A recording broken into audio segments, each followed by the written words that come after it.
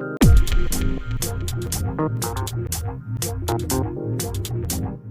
le mobile aujourd'hui, il n'est pas suffisamment exploité dans la collecte et l'utilisation de la donnée.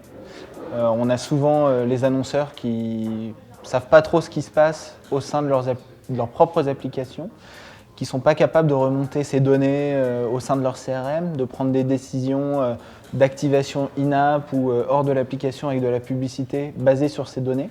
Donc je dirais que le mobile a encore une marge de progression devant lui au niveau des collectes de données. Et puis après, il y a toutes les questions de collecte de données dans ce qui se passe dans le monde réel, la fameuse géolocalisation autour des points de vente, etc. etc.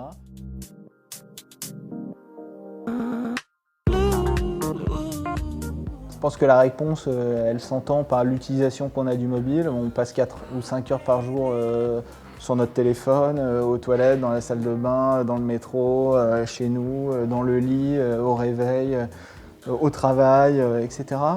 C'est pas pour rien que Google offre Android aujourd'hui aux constructeurs, parce que c'est tout ce qui se passe sur smartphone, c'est un puits de data encore inexploité.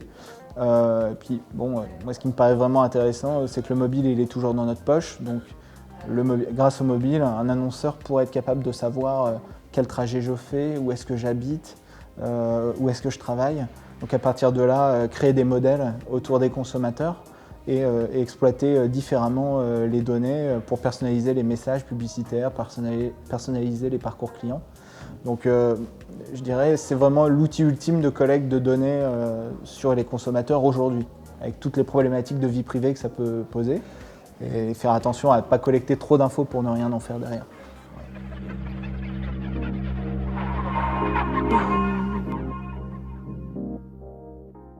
Alors, nous, on commence à avoir des vrais retours d'expérience sur des campagnes géolocalisées avec KFC, McDonald's, Universal Pictures, etc.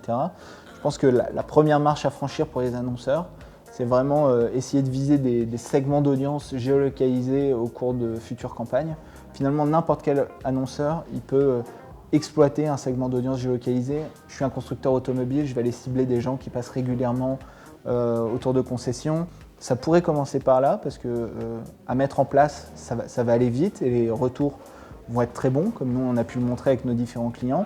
Et je pense que l'étape d'après, c'est vraiment intégrer le mobile au sein de son dispositif marketing dans une logique d'attribution et de contribution, c'est-à-dire une transaction qui se termine sur le web. Comment le mobile a permis justement de faire en sorte qu'elle se termine. Et aujourd'hui, on en a déjà parlé, mais comme les outils d'analytics sont un peu fragmentés, séparés, c'est très compliqué de savoir qu'une transaction elle a commencé sur mobile, elle se termine sur le web, ou inversement.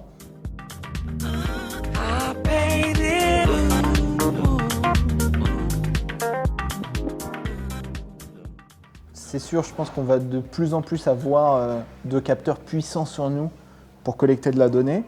Alors, il y a quand même une limite à ça, c'est quelle sera la donnée exploitable d'un point de vue marketing. Je ne suis pas sûr que les données de santé que ma montre ou ma ceinture connectée va remonter à des acteurs du marketing ou des constructeurs type Apple, Google soient exploitables en termes de publicité, de marketing. Donc voilà, il faut faire très attention. Ok, on aura de plus en plus de données sur l'individu, mais laquelle sera vraiment utilisable en marketing.